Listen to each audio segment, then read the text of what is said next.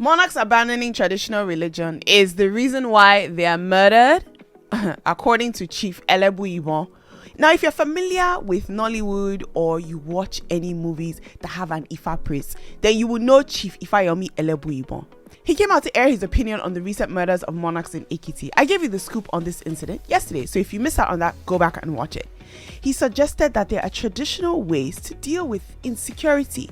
Now, this got me thinking, okay, maybe police will start using charm, or they'll start using jazz to make themselves invisible, or they'll use it to be able to fish out kidnappers. Well, the priest is saying that the reason why the kings met such a tragic end is because they refused to traditionally protect themselves and their people by abandoning the traditional way of religion in favor for Western religion.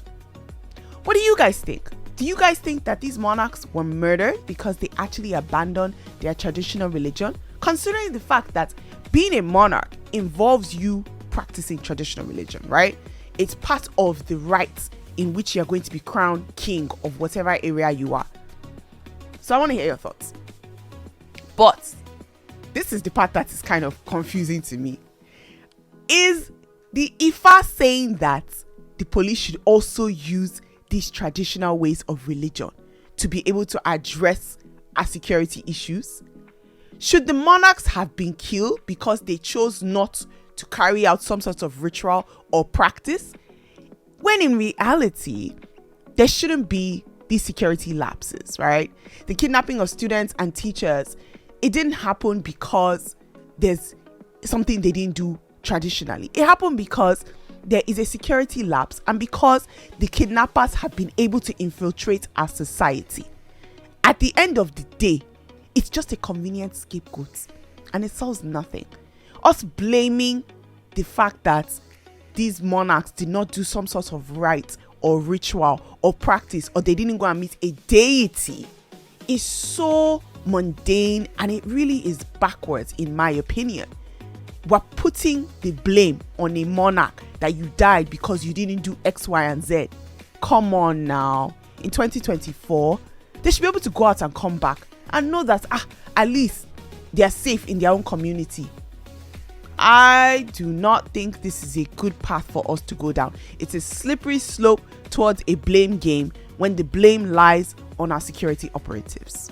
Still on Ekiti, it seems as if some security operatives have joined hands, and by this I mean the civil defense, the police, the Amoteku, OPC, and local hunters, to sniff out those thick forests and also see if they can catch some of these culprits who are kidnapping people. They are trying to figure out what's going on, specifically with this recent kidnappings that happened with the king and also the students in Ekiti. They arrested 5 suspected kidnappers, although it has not been confirmed whether these men are behind the Ekiti tragedy. They said that they seem really crooked, and I saw the videos, and honestly, I know you can't say what kidnappers look like, but the people that they kidnapped, they don't look like kidnappers to me. I'm sorry. Let me know your thoughts, guys. These are the videos and the pictures of the people that they kidnapped. Do these guys look like kidnappers? But again, what do kidnappers look like? Or maybe I should say they don't look like they have the mastermind to be the kidnappers.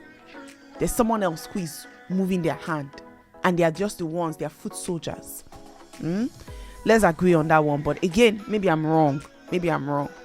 So let's see how it goes. I really do appreciate the fact that there are some people who are taking initiative, and it's important that when you're operating and you're trying to solve a crime in certain areas, you have to understand the way Nigerian police work. The way Nigerian police works is that police officers from all over the state are posted to different states.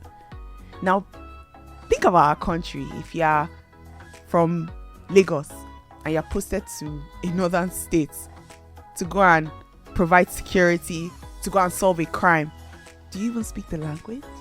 How are you going to solve a crime in a place that you don't speak the language? So it makes sense for the police to collaborate with the local security operatives like the Amoteku and the civil defense and local hunters, because they understand the terrain and the land. That's how you solve a crime. And this is the reason why Nigeria keeps saying that police needs to become state-based. It should not be national. Because in other countries in America, each state has their own police force. Chicago Police Department. New York Police Department. Los Angeles. Because you have to have locals policing and govern and providing security in their states. That is how we're going to solve crimes. And that's the reason why insecurity is so much.